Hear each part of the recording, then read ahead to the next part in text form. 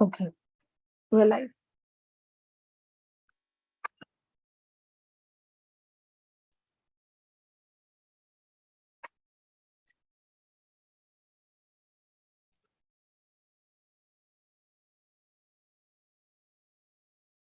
Sairam, everyone. Welcome to the Cutting the Ties That Bind monthly meet. So let's begin the session with 3 ohms.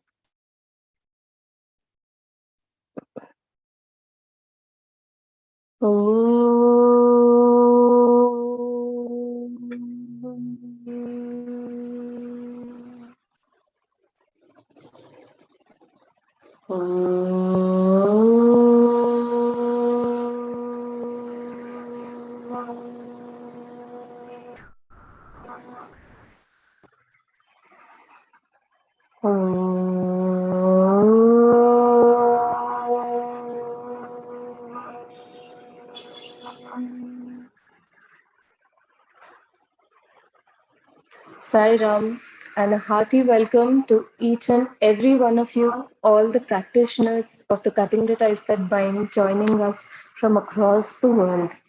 We welcome you to the monthly meetup of August 2022, and we're excited to be back again to share with you some more symbols and to help you move forward in your practice.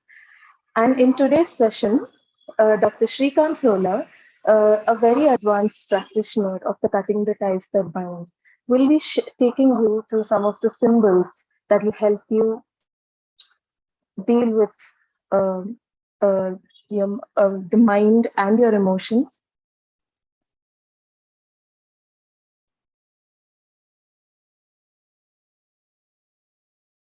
That'll help you deal with your mind and emotions, and that'll help you deal with fears.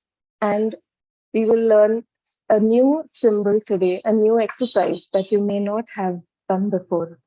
So, without any further delay, here's inviting Dr. Shrikant Sola to take us forward in today's session. Sairam. Sairam, everyone, and welcome to the monthly Cutting Ties Meet. It's a delight to be back here with you. Let's start, as we always do, each session with the maypole. This is the exercise that connects us to the higher consciousness, what Phyllis Crystal would call the high C within each of us. So in this exercise, imagine, let's go ahead and close your eyes. Please sit up straight, keep your back straight. If you're sitting in a chair, then you can sit with both of your feet flat on the ground, legs uncrossed to ease the flow of energy. If you're sitting in on the floor, you can sit in a cross-legged position that is comfortable for you. Your hands can be placed in your laps with palms facing upwards like little bowls so that you can receive from the high C. And you can then either leave your eyes open, closed, or half open, depending on your what you desire. On the screen in front of you, you can see a picture of the maypole. This is a classic symbol. This is probably one of the 3 most important symbols within the entire Phyllis Crystal method. The other 2, if you can guess and put into the chat box what you think the other 2 most important symbols are be, we'll see how much you know. But this is one of the most important symbols. Let's begin. Imagine that you are sitting in a golden circle. The golden circle is on the ground around you. And if you stretch both your arms out on either side with fingers extended, that's the diameter of the golden circle, but it's on the ground. This is your own inner space. This is your personal territory. Just like animals have their own territory, we humans also have our own personal space, which is symbolized by the golden circle. Do the golden circle exercise every day. Imagine before you in your inner scene, a beautiful maypole, maybe perhaps similar to the one that you see here.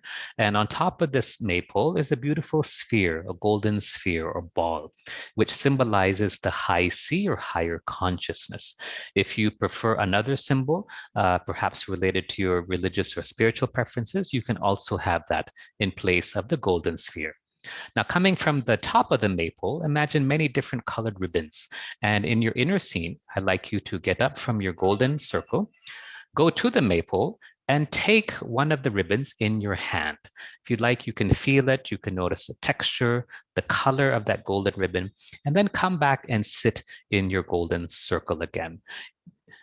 See that all of us are connected to the same maypole. Everyone who's watching this from around the world are connected to the very same maypole because there's only one high C. While we may be different or feel different at the individual ego level, from the higher perspective of the higher consciousness, at the high C level, we're all one and the same. So we're all connected to the same high C.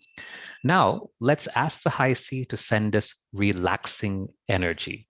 Relaxing energy. You can think, feel, visualize, or imagine this relaxing energy coming from the high C through the ribbon and directly to you. As you breathe in this divine relaxing energy. And as you breathe out, just let go of whatever stress you may be feeling, whatever tensions you may have faced, whatever problems you may have, even whatever wrong beliefs or outdated beliefs that you have, concepts that no longer serve you, just like a pair of shoes that have grown too small as you grew bigger.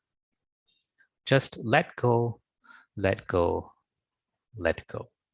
Breathe in this divine relaxing energy and just let go of whatever is no longer required. If you like, you can even scrunch up your shoulders towards your ears as if you're going to say, I don't know. And then with an exhale, let them drop back down again. Just relax, relax. Now, let's ask the high C to send us healing energy, healing energy. You can think, feel, visualize, or imagine this healing energy coming from the high C through you. And although it's coming through a thin ribbon, imagine that that ribbon is like a fire hose with so much energy coming from the high C to you. Now, Phyllis would say that all of us have something about our bodies that's not quite right. And this healing energy from the high C can set it right again. It's not just our physical bodies, though. It can be our emotional aspects, our mental, and even our spiritual aspects. So breathe in deeply and allow this healing energy to come to you.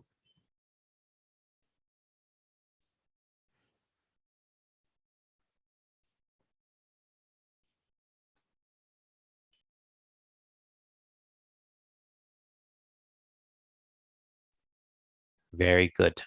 Now, let's ask the high C to send us purifying or cleansing energy, purifying or cleansing energy. Again, you can think, feel, visualize, or imagine whatever you like, this energy coming from the high C directly to you. And if you'd like, you can even imagine like a shower or perhaps like a waterfall, something that's cleaning you, not just physically cleaning you, but also emotionally, mentally, and spiritually cleaning you. So breathe in this cleansing energy and allow it just to cleanse yourself completely inside and out.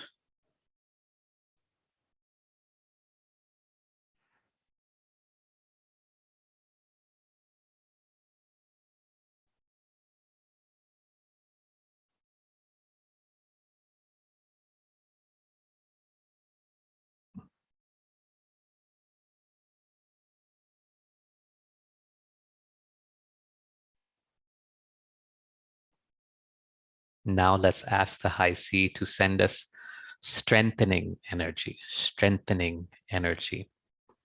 All of us go about our day so busy, and Phyllis would often say she would meet many people who say that they're so tired. But Phyllis, we would see, even after giving a 12-hour, 14-hour days with long seminars in between, meeting many people after the seminar, she would still be as fresh as a flower. And she would say, it's because I learned from the high C not to rely on my own limited ego energy, but instead to rely on the energy of the high C. And that's how she was able to complete so much work, even in her 90s and into her 100th, past her 100th birthday, traveling across the world, teaching the Phyllis Crystal method. So breathe in this strengthening energy and let go of even the feeling or the thought of being tired.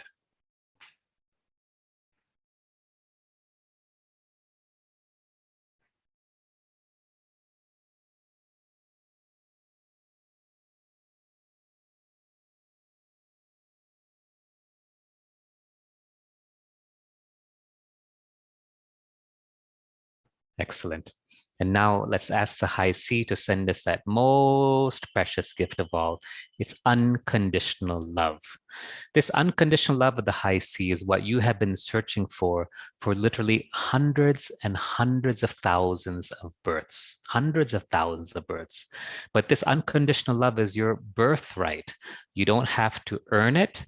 You don't have to deserve it. The high C gives it freely to everyone. You are all deserving. So let's breathe in this unconditional love. Think, feel, visualize, or imagine this love coming to you in huge quantities, coming to you and filling you up from head to toe, so that you're completely engulfed by the peace and the love that this unconditional love gives to each and every one of us.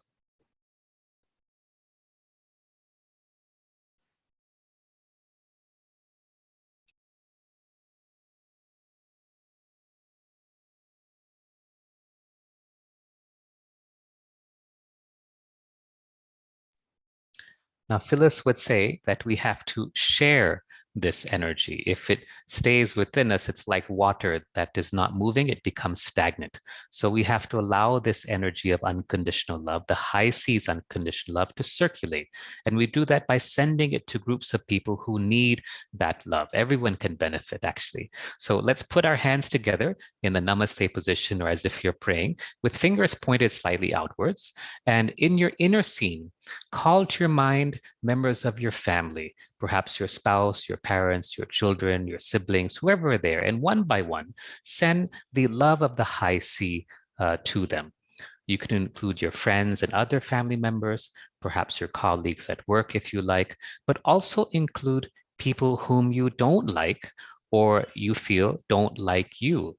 Phyllis has shared that just by sending unconditional love to people with whom we have difficult relationships with, so many troublesome relationships can be healed just by the power of unconditional love.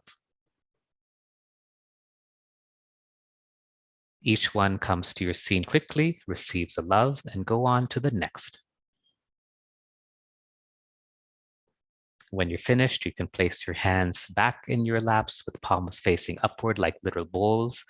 Keep yourself connected to the high C. It's one of the beautiful things about the Phyllis Crystal method is that everything is based on love. Everything is based on the guidance of the high C. All of the symbols in the work is to be done entirely while being connected to the high C. So let's receive more love from the high C.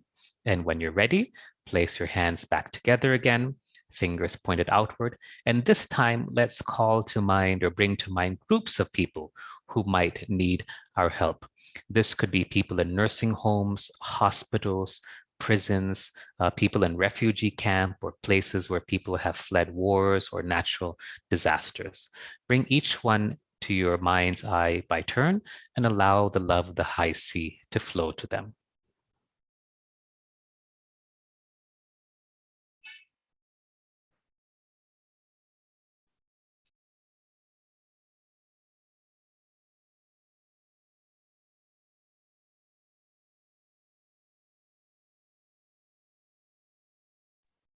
You can place your hands back in your lap again. And again, taking in a few breaths, draw in the love of the high C. There's no end or limit to the amount of love you can receive from the high C.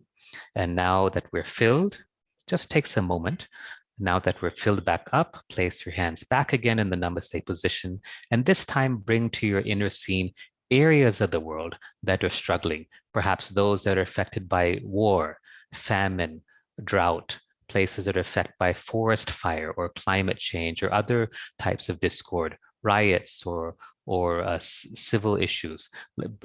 Bring each of these places to your mind, allowing the love of the high sea to flow to them, but also send love to the leaders of these areas as well. Phyllis would say that it is because these leaders have the power to bring about real changes in the lives of those people who are there.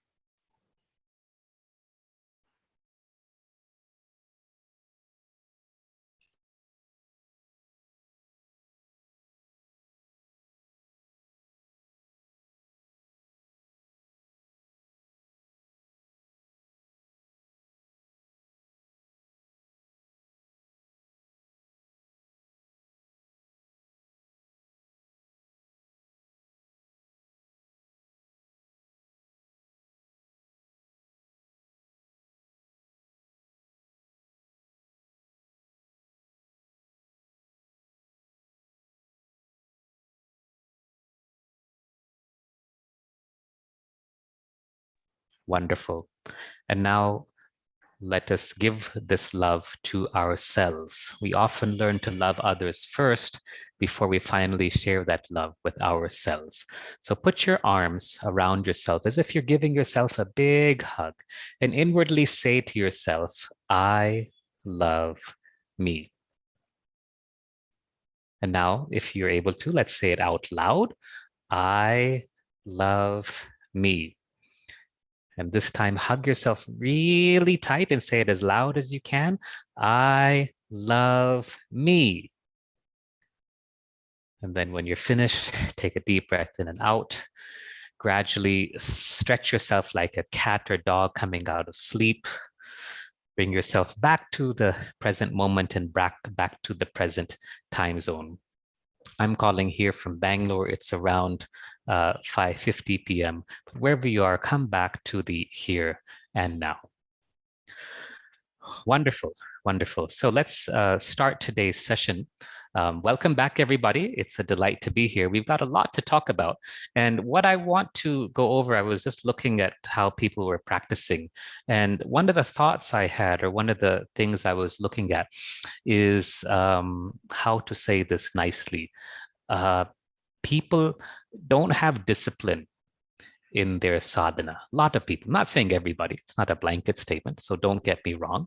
But yeah, a lot of people don't have very much discipline in their sadhana. Now, here, let me preface this that this is not a question about willpower.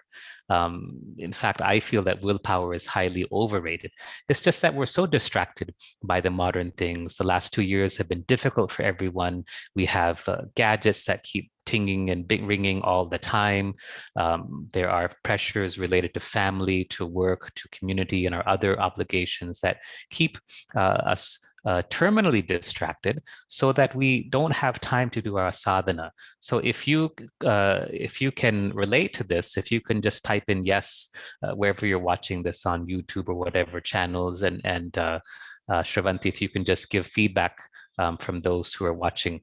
Yes. Yeah, but I think this is something that a lot of people face. Am I right? Distraction, distraction, distraction. Now, what we did is we read some books to help us through this. Now, we did this in our work, our little company, Devik Earth, and we read a lovely book called Indistractable by Nir Eyal. And then we read another lovely book called Deep Work. I've got a copy here, but I can't quite reach it from where I'm sitting, called Deep Work. And these books help us to develop systems to minimize distractions. And I mean things like put apps on your phone or use the digital digital well-being app that comes on your phone, and limit your phone use. Put your apps to 5 minutes, 10 minutes. How much do you really need to use your apps? Keep it limited every day, and turn off your phone except for the phone function itself every night when you go to bed and in the morning when you wake up. And don't keep your phone next to your bed when you sleep. Some people say, well, I use my phone as an alarm clock. Well, buy an alarm clock. No, it costs like 200-300 rupees, $8, you can get an alarm clock. If you want, I'll buy you an alarm clock. So you don't need to keep your phone next to your bed for any reason, and you shouldn't be using your phone in your bed. Second thing is keep your phone out of your puja area or your meditation area. It doesn't belong there with you. Again, if you need something to tell you the time when you're meditating or doing your daily sadhana, then get a regular clock, but certainly not your phone, because the distractions are too much. This kind of discipline, this kind of regularity, this kind of consistency will help you tremendously in your sadhana. Once you've pushed away these external things and moved away all these external distractions, you'll notice that you feel better. Okay, you will start. It's like the inner clutter starts to go away and your mind becomes much more clear. Your thinking becomes much more clear. It's not so fast and fragmented as it is today. The second thing is to just slow down, to slow down a bit, slow down your thinking and be present in the here and now. This is really a part of discipline. When you're taking a shower, for example, just take a shower. You don't need to think about your work, your chores, your activity, or anything else. When you're washing the dishes, just wash the dishes.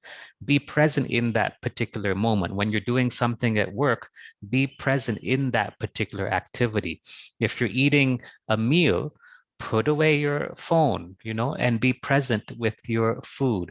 Don't try to eat when you're clicking on your phone or your laptop or some other device. Be present with your meal and enjoy your meal, because the thoughts that you consume are also food, right? And as you consume those thoughts with food, it has double effect.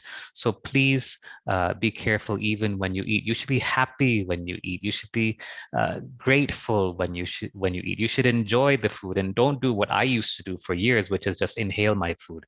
Because as a doctor, we would have to eat quickly and then go back and see our patients. Don't do that. Eat slowly, eat at a reasonable pace. These things are important because what I see is that many of you will start the cutting ties work and you'll be really sincere and you'll be like, yeah, I got to do this. This is really great. And, I can feel the difference and it's so helpful. And then after 1 month, 2 months, it's like people who go to the gym in January because they want to get fit. And then by February or March, they're like, no, I don't have time. I'm too busy. And that's what happens to most people. The daily whirlwind, the daily noise of life just takes over and all their sadhana gets drowned out. Now, there are a couple of symbols that Phyllis has given us to help us with this. If you can put up the figure 8 symbol, please. And I'd like to go over this. There are some lovely uses of the figure 8. Those of you who've been doing cutting ties or what we call the Phyllis crystal method for some time will know that the figure 8 is one of the other there's 3 core symbols. Has anyone said what the 3 core symbols are in the cutting ties work? There are 3 of them. We've already did one, that was the maypole. I'm introducing again the figure 8, which is the 2nd core symbol. Someone needs to tell me on the chat what the 3rd symbol is. We've received figure of 8 as one of the guesses, and nothing else apart from that. Oh, come on, guys. You got to do better than that. So tell me, what are the 3? I've already given you 2, right? Maypole and figure 8. What's the 3rd of the 3 core exercises that Phyllis has suggested? Someone says tree. The tree, cosmic tree. Who was that? Who was that star? The chat name is Micro Ganesh. Wonderful. Okay, so wonderful. Thank you. It turns out Ganesh, the Lord of Buddhi and Siddhi, is the one to tell us. So thank you. So these are the 3 core symbols that within the Phyllis crystal work: the maypole, the figure 8, and the tree exercise. Now, Phyllis, when she started doing cutting ties, this was back in the 1950s, right? And there's nothing like this available. I mean, especially I think this started in England when she was still living in the UK, and then later they moved to California. There is nothing like this at all. So imagine that she's getting this guidance in her meditation. She has a friend opposite the street who is getting similar things, and they both try to figure this out. But for the first 8 years, I remember Phyllis told me, the only symbol she was given was the golden circle. And that was it. And she was just worked, she was guided just to work on the golden circle every day. Why? Because this is our inner space. And Phyllis, being Phyllis, she was a very shy, very introverted type of person. She didn't like other people coming into her space. And 1950s UK was very masculine dominated, right? It was not, it's still not balanced today. Masculine, feminine is still grossly imbalanced, but it was even worse in those days. And so she had to really protect herself from these imbalanced energies. And so she learned just to work on the golden circle. And I suggest you do this every day. What's happening to many of you, is very clear to me, is that you're not protecting your own inner space. And as a result, you get too influenced by other people's energies.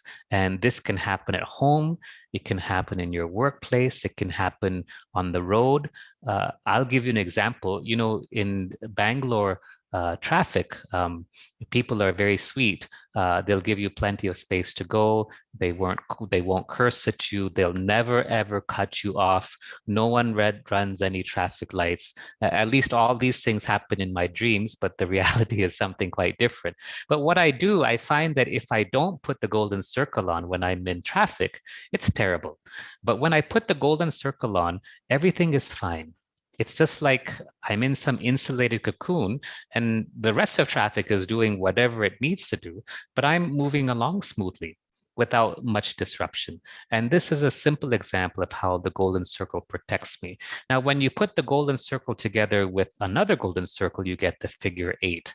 And many of you who've been doing cutting ties for some time have used the figure eight to help cut your karmic ties, to cut the ties from other people, your parents, siblings, and so forth, but also from non-physical things like old traumas, memories of abuse, places where you used to live that you're still attached to, negative emotions or negative habits or problems that you're facing. The figure eight is a wonderful tool to use. And we typically do this figure eight exercise for 2 minutes in the morning, 2 minutes in the evening for either 2 to 4 weeks, and then we can happily cut ties.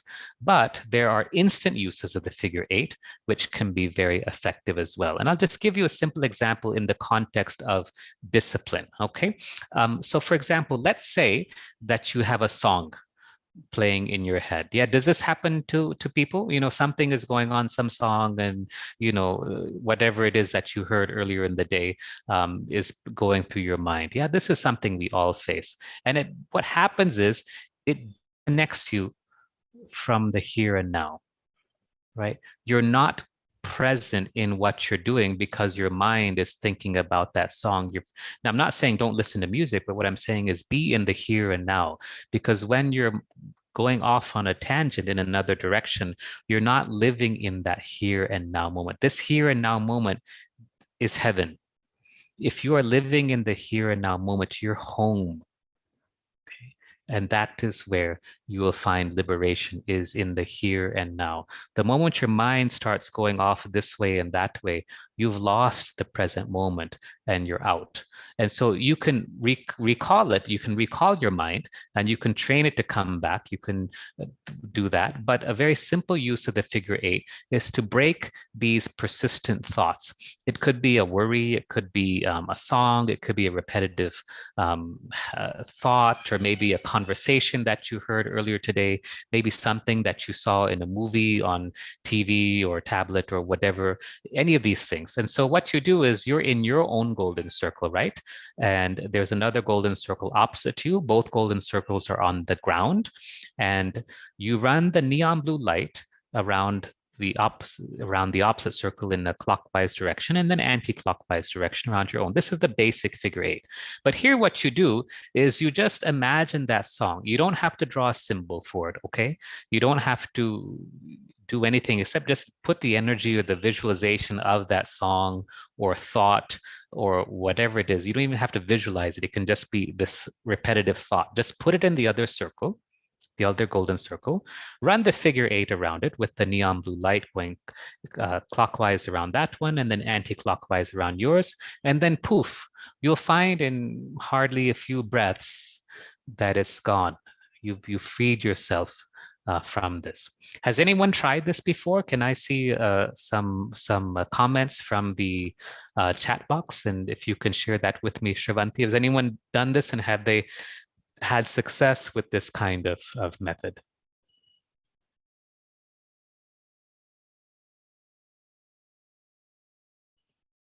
And while we're waiting for the answer, I will go on to a few other thoughts about the figure eight. Now, you can also use the figure eight for people who are bothering you without having to cut ties from them. Maybe it's just some random person you meet on the street. No, you're not going to go back and cut ties from them. It could be some random person. So suppose that you are facing someone who's being unpleasant or rude at the airport or train station, bus station, whatever it is, and they're not being so nice. They may not be interacting with you.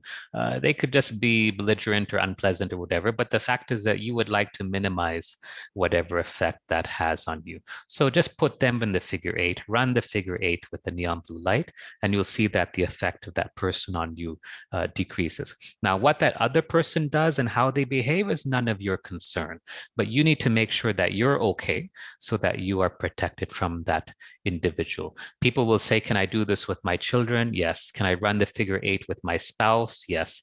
Can I cut ties from my spouse? No. Can I cut ties from my children? Yes, you can, but only after they've reached puberty. You can cut ties from them. You don't cut ties from your children before puberty. So these are but when you're with a negative person, when you have persistent thoughts, negative thoughts, songs going through your head, patterns of thoughts running through, you can use the figure eight and you can quickly use it. So you're not cutting ties, you're just using this particular symbol, and it hardly takes 10, 20 seconds or so to do it, and then you're free.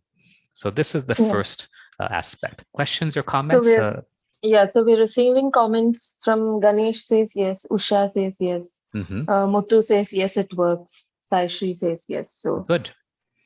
So that confirms what we were just saying. Okay. Now the other things I want to go through. Can you bring up the monkey mind symbol, the monkey symbol? See, we have this, or the tape measure. If you have the tape measure symbol, that's also fine. You have these lovely symbols to quieten the mind. And, the mind is like a monkey. It tends to wander around here and there. It's not just like a monkey, it's like a mad monkey.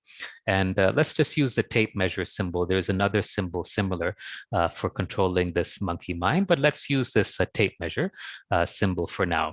So in this tape measure symbol, what you do is you imagine a carpenter's tape, the kind that they use to measure how something is. That's on your right side, in your inner seam. It's on your right side. And in your inner seam, you allow that tape to be pulled out as far as it can go, as long as it needs to go. It doesn't have to go all the way, but as long as it needs to go. And then you let go and allow that tape just to come all the way back to the cassette or the housing mechanism. And then it closes with the snap sound. Okay, so that's the tape measure. That's on your right-hand side. Now, what I want you to do, the way that most of you are doing it is very superficial.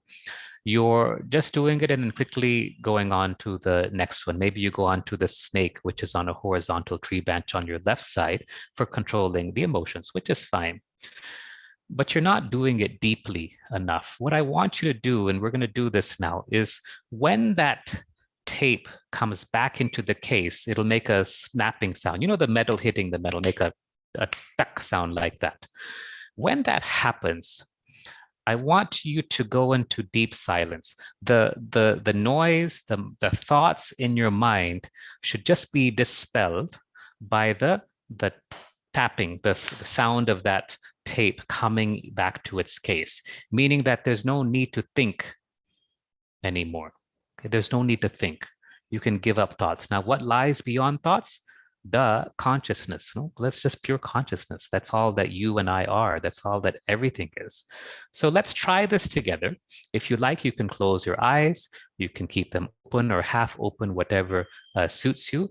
And in your inner scene, imagine that you have a tape measure. As I just suggested, pull it out as far as it needs to go, release it, and then as it slides back quickly to its housing mechanism, make that tuck sound, and then let go of all thoughts.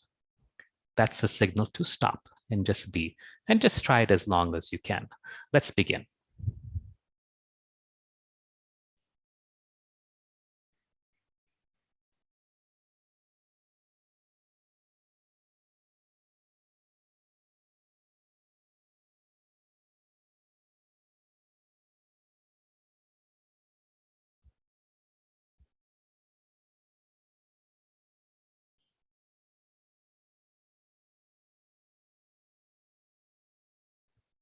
Good, good, good, good, good. So enter your comments into the chat box. Let me know how that worked for you, but I could see that was very good. Now, what I'd like you to do, okay, some of you are still afraid. You're not going deep enough still. See, when you go into silence, when the thoughts are empty, who is it that's behind that silence?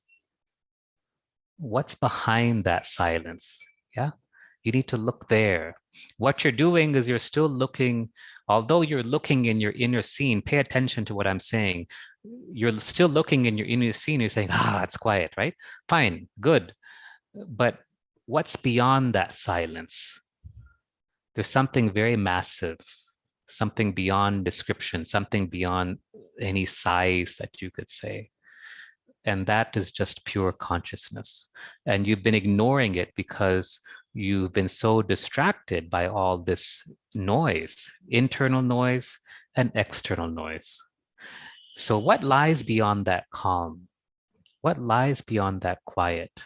It's just pure consciousness. So now when we do it, I want you to allow yourself to experience that silence. So that tape measure comes back, makes that tuck sound, the mind is silent, and then just wait and watch. You're not doing anything, just watching, okay? Just watching. That's all you're doing is just watching. The only key to this is just to watch.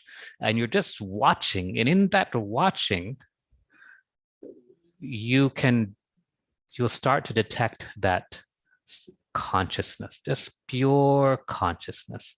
Don't try to define it. Don't try to describe it. Don't try to analyze it or put a name on it. Don't even try to think about it. Just watch it, okay? That's all you have to do is just be the witness. That's all. Just be the witness. Got it? Okay, so let's start. Tape measure is on your right side.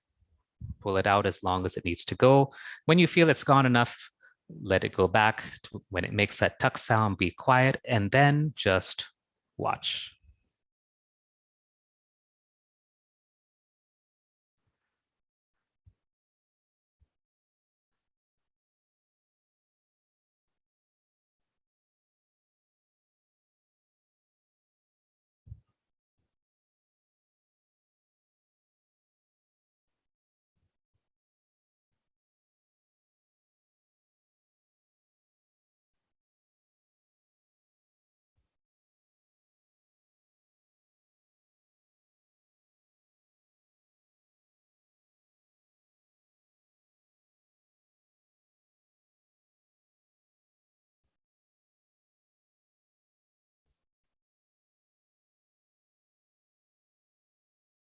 See how simple it is? And if you didn't get it the first time, it's okay, because you're probably trying this for the first time and your perhaps your ability to assess silence or understand silence is not yet matured. Keep trying again. This tape measure technique hardly takes 10 seconds, no, not even that long. And but the silence that you can experience is eternal. There's no sense of time when you're in that silence. So let go of the sense of time, let go of the sense of space, let go of the need to analyze or judge or understand even what it is. You're just watching, you're just being the witness. And this tape measure technique allows you to become that witness without allowing interfering thoughts and noise to come. Now, when a thought does arise, and a thought will come eventually because the nature of the mind is to have thoughts, when a thought does arrive, just remain the witness without getting involved. You don't need to go this way, that way, and just remain the witness. Okay, let's go ahead and do that now. Again, We're just going to practice being the witness using the tape measure to give us that silence. Okay, ready? Let's go ahead and start again. We're going to do this one more time.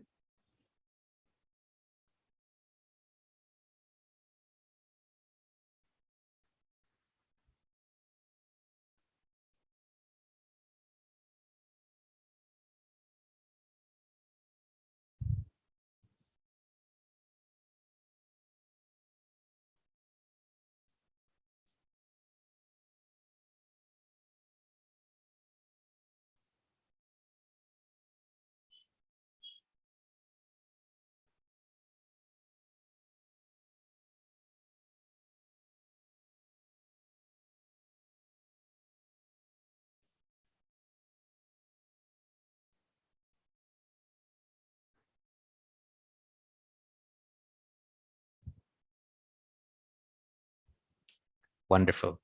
You guys are awesome. You guys are really awesome. Now let's go to the symbol on the left. I don't think we have a picture for this, so you can turn off the images. It's the symbol, sorry, not on the left of the screen, but on the left side of your body. It is a symbol of the snake. And so the snake is an old symbol when it's wound around a tree branch. So what I want you to do is imagine that there's a horizontal branch like this, and wound around this branch is a snake. And it's a friendly snake. It's not like anaconda or anything like that. It's a friendly snake. And this snake is gently holding its tail in its mouth, just holding it, not biting it, just holding it like this. This represents completeness. This represents completeness, okay? Just holding its tail. And it's on your left-hand side, which is the side symbolically associated with emotions. And so doing this symbol allows your emotions also to calm. Now here, what I'd like you to do is, again, just be the witness. You're going to picture this snake. The snake holds the tail in its mouth, and you're just going to watch what happens inside of you when you do this. Just watch and be the witness. You're not trying to analyze anything. You're not trying to journal about anything. You're not trying to tell anyone about anything. You're just going to watch and be the witness. Okay, let's start.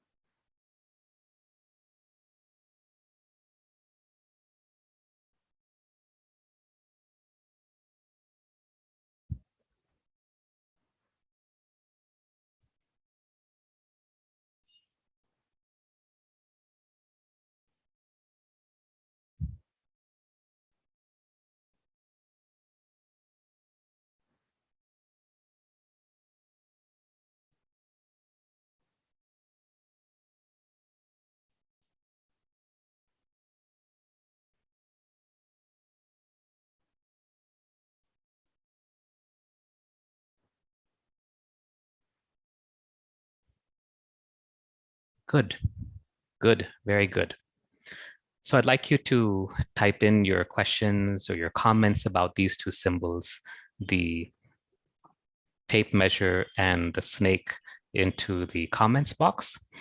You see, we're all affected by the noise of the world, wherever you are, whether you're in the Himalayas or in the bottom of the ocean, doesn't matter. The world is a noisy place, and it has nothing to do with external forces. It's rather that we ourselves internally have become quite noisy. And these two symbols, the practice of using the tape measure on your right for thoughts and the snake on the horizontal branch holding its tail in its mouth on your left-hand side, can help to mute. It's like a mute button for these internal forces that are always making noise, the noise that's inside. So I'd like you to practice this. What I do is I do this in the morning when I wake up. Before I meditate in the morning, I typically meditate for 1 hour each morning. Then You can do it in the evening before you go to bed at night. I often do it before I have like any kind of deep thinking or deep work that I have. If I'm doing any meditations during the day, probably I should start doing it when I sit down for a meal. Usually I just pray and then go eat, but probably I should do this before I eat a meal also. I think that will help me. I've done pretty good with my phone, but I think I could slow down even more with food. But I'd like to hear your thoughts and hear how you might use these types of symbols. If you have other ideas of how these symbols can be useful to you, then please share. So Srikant says that these are simple but very powerful techniques. Yes, thank you. Thank you, Srikant. Yes. And then we've also received comments from Sai Shri. She says she felt very calm. And Urmila says it was amazing. She felt an overwhelming emptiness, peace. Good, Urmila. Good. Now keep practicing, because the purpose of these symbols is not to feel calm. No, I mean, if you want to feel calm, you can go to your local salon and get a head massage. This is not how the purpose of these techniques. The purpose is to go into silence. Why?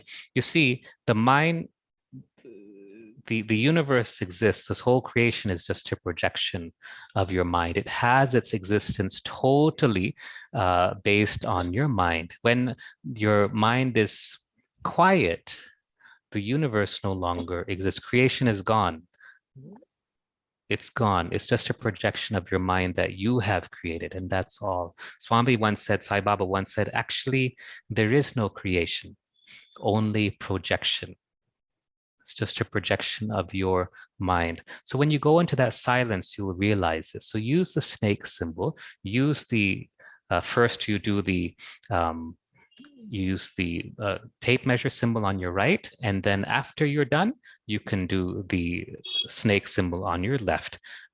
If you feel that the first symbol is enough, that is the tape measure symbol on your right, is like, whoa, this gives me enough, silence, and you don't need to analyze it anymore. Just stay in that silence. And whenever it's appropriate for you, then go on to the next symbol. Okay, so don't force it, let it come naturally. All right, now let's go on to the last part that we're going to cover today, which is a brand new symbol. So we're going to do a symbol called the ink blot. We've not covered this before. Has anyone heard about the family cloud? Can I just just type in yes into the chat box if you have heard about the family cloud symbol, or maybe you've done the family cloud symbol yourself. It's the family cloud is a relative of the ink blot. What we're going to do is focus on this ink blot symbol. You see, all of us, we're born into families, and those families have certain genes, right? They may be genes that make you look Indian, they may make you look Chinese or Caucasian or African, whatever it is. And that's totally fine. But you're also born into families which has certain karmic patterns which are inherited from one generation to the next. And typically what happens is the reason you were born into that family is because you chose karmically to experience whatever that family is karmically has to experience. Now, once you land in your body, you might be like, oh man, this stinks. I don't want to experience this anymore, because those karmic patterns are still affecting you. Let me give you some examples. So we have something called family clouds, which can affect one generation after the other. A common example of family clouds would be someone who, let's say, their particular culture has gone through a lot of persecution. So it could be, say, the Rohingyas, it could be Aboriginal tribes, native tribes like the Native American tribes, First Nation tribes in the United States.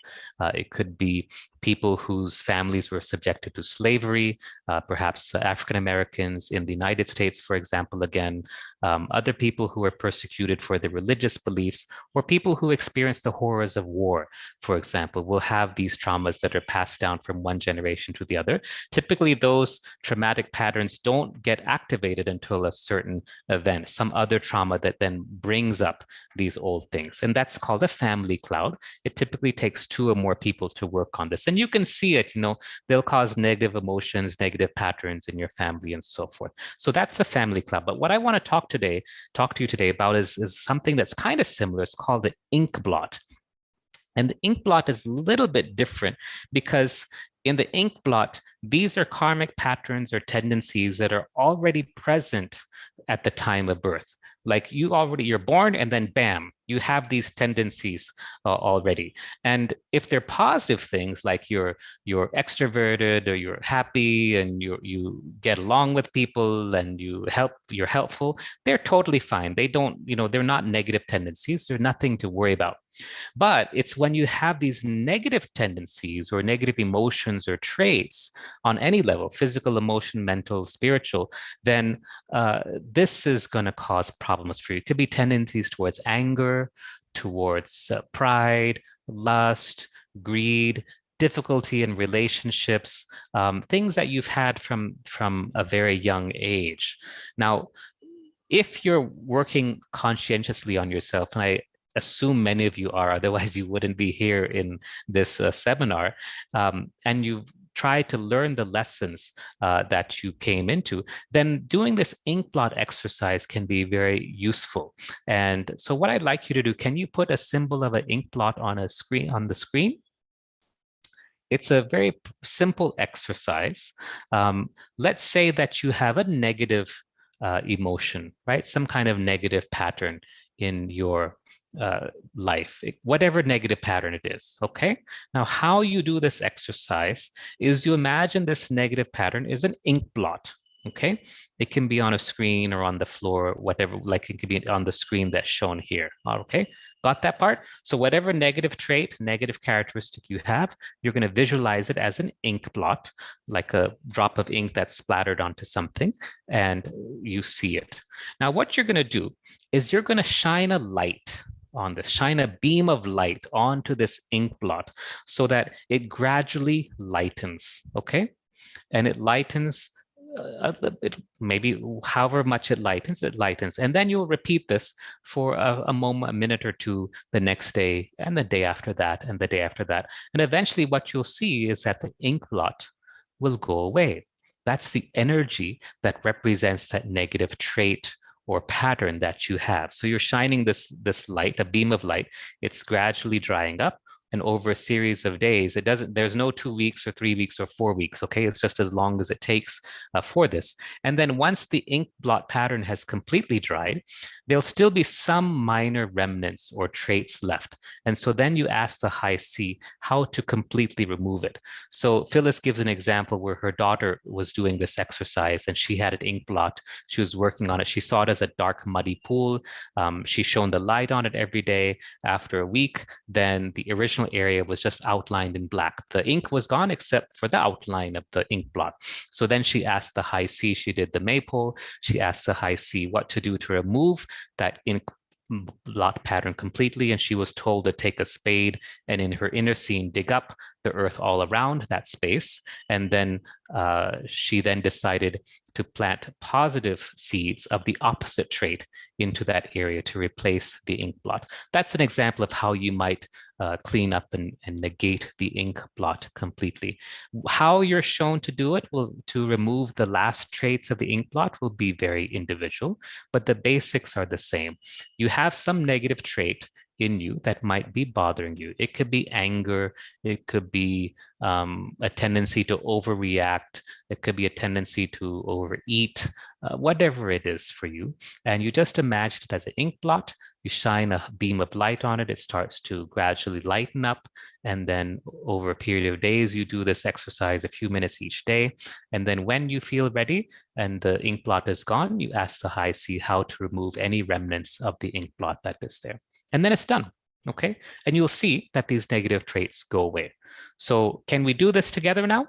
Yeah, can we start this? It's very simple, no, it's very simple. Let's go ahead and start. So pick out, if you want, you can ask the high C. if you're not sure what negative trait you have, like, oh, I don't have any negative traits, well, good for you. But ask the high C what you need to do. If you already know, then fine. And go ahead and connect to the high C.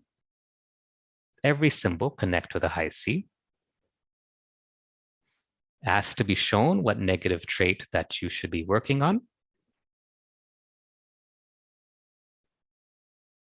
And then you can think, feel, visualize, or imagine that negative trait as a blot of ink.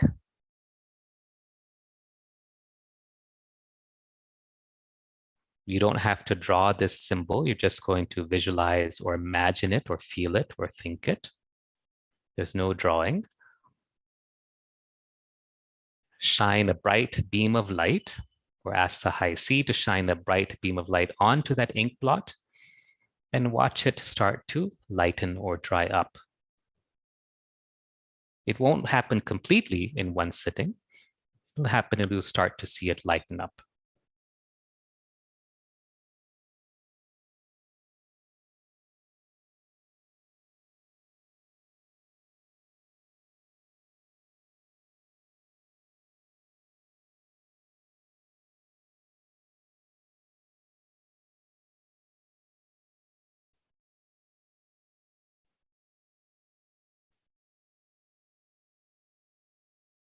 And that's it. See, it hardly takes 30 seconds, 60 seconds or so. It's not a long technique. 30 to 60 seconds is usually enough for most people. It's not like doing a symbol cut or a person cut where you have to visualize a figure 8 for 2 minutes every day in the morning and evening and whenever you get a thought. You just do this for a short period of time once a day for a couple of days. There's no 2 or 3 week minimum time period until you see that the ink blot has gone away. And then you ask the high C how to remove those last remnants. That's just one sitting, and then you're done. And you'll see that the negative traits have started to go away. So any questions on this? Any comments on the ink blot exercise? Because this is going to be your homework until we meet next time. I'd like all of you watching this to practice the ink blot and come back and share your experiences when we meet again. So if you can type in your questions or comments in the chat box, please.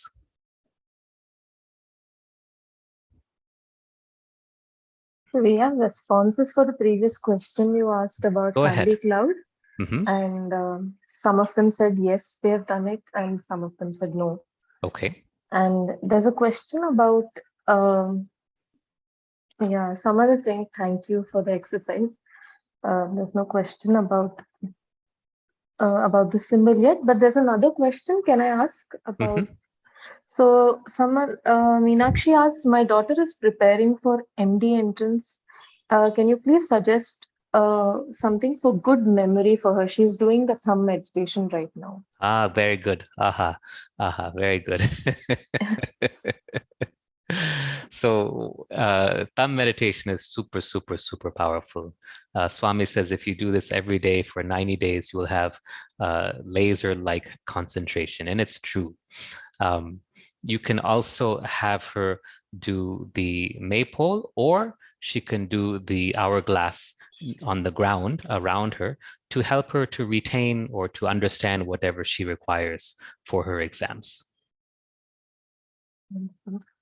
So someone, Muttu shares, thank you. This was really helpful. This is related to the ink blot exercise. Good, good. And there's another question, Shrikant, about the mind. How can all minds project the same thing though? So this was a question about. That's a good question. On a group level, we have agreed that certain things are, which are actually just consciousness, represent other things. So for example, we have all agreed on a group that this is what a mountain looks like.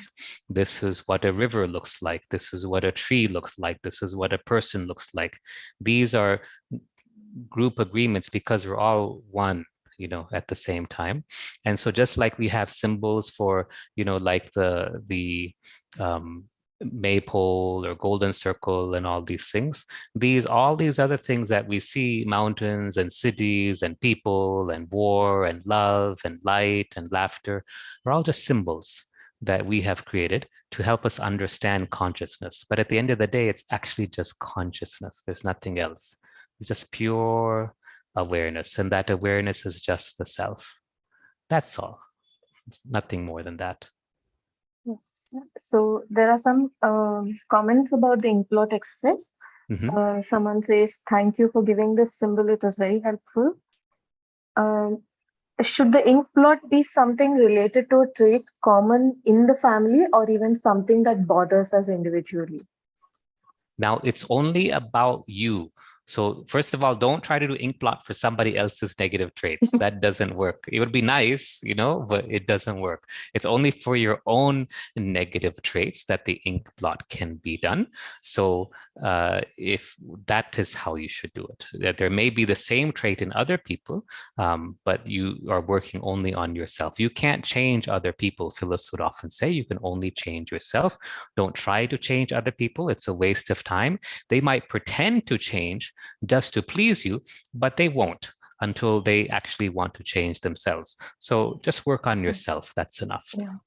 So I think the question is more like, is the trait supposed to be something that's commonly running in the family, or it could be just something that I have and I can still do an ink blot? It's something that you have. That some negative trait, characteristic, or quality about you that is not quite agreeable that you would like to improve.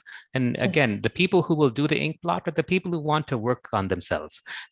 People who are like, oh, I'm fine the way I am. Why do I need to bother? This is not for them. It's for those people who want to improve, who want to move towards self-realization, who want to move towards living in peace and love and harmony. This type of tool is for them. Yes. So another question is, what would be the matters that can be taken up under the ink blot as opposed to a symbol cut? Negative traits, negative qualities. This is something you were born with, okay? The ink blot is something you were born with. Let's suppose that as an adult, you get addicted to something, alcohol, pornography, tobacco, whatever. That's a symbol cut, okay? But this ink blot is for negative traits that you were born with. That's the key. Okay.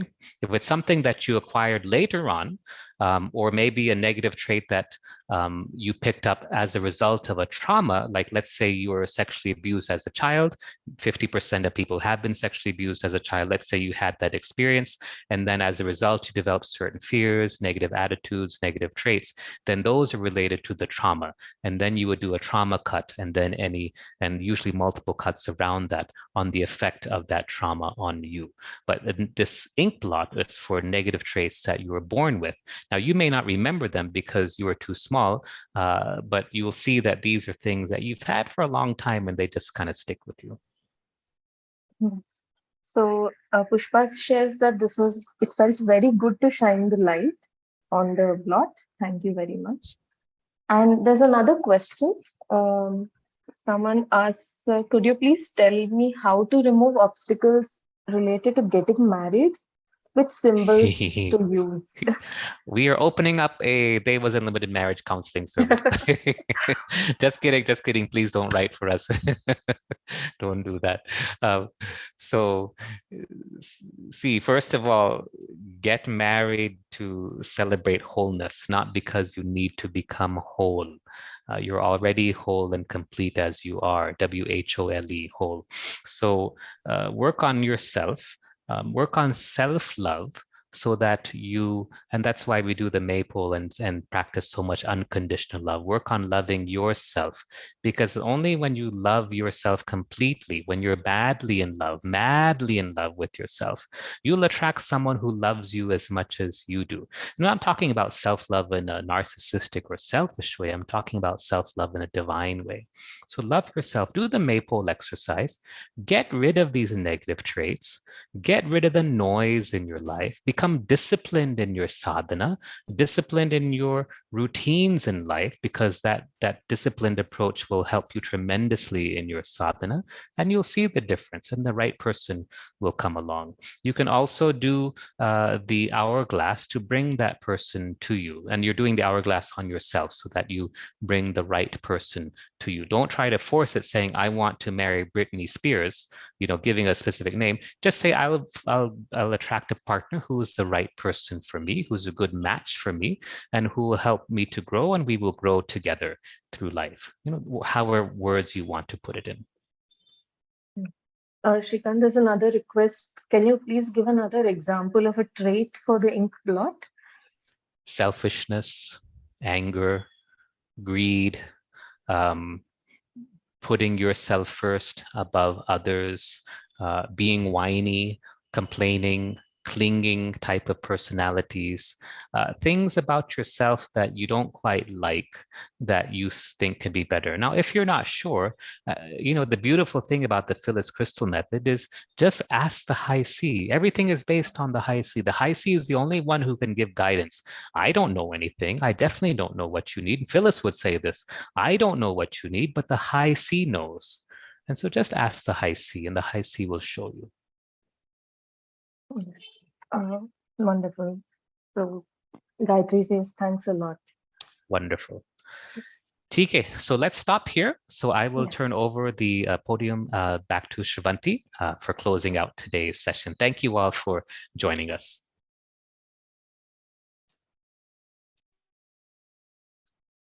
Thank you, Dr. Shrikant. That was a wonderful, very deep and profound practice session, I would say. And what a beautiful symbol is this exercise is the ink blot. So please practice all these symbols. Please continue to practice all the symbols that have been discussed and keep going deeper and deeper in your cutting ties work. And we will see you in the next cutting ties monthly meetup. Until then, keep at your practice, do your figure eights, do your maypole, continue cutting with relationships, symbols, whatever you have in your list. And we also have the foundation course coming up. If anyone wants to do learn the basics properly, please keep in touch with us on WhatsApp or follow us on Instagram and Facebook. We will keep you posted. And thank you for practicing with us today. Let's end today's session with Om and Sri Shanti.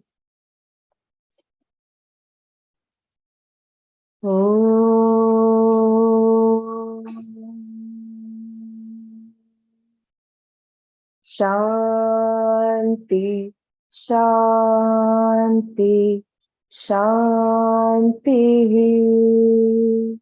Samastalokaah Sukhino Bhavantu.